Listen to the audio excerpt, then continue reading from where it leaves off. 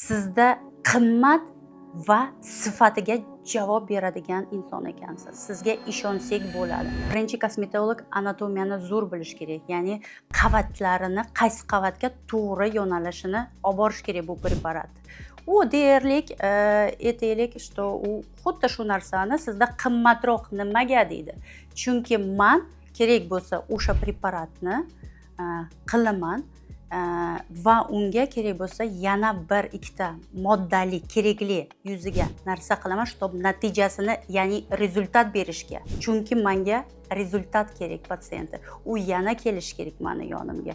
Undan keyin u boshqasiga tavsiya berish kerak meni. Shuning uchun agar siz rezultat xohlasangiz, не только narx bilan taqqoslash kerak. Birinchidan avval bu bizning yuzimiz. Qancha yuzimizga sifatlik, надежный kosmetolog bo'lsa, sizga rezultat beradigan bo'lsa, deyarli bu qimmat turadi bu narsa. Ko'p hozir patsiyentlar aylanib o'zi bor, hamma patsiyentlar unga boradi, bunga boradi, menga shu narsa kerak, borishsan, ko'rishsan, kim qanaqa ishlaydi.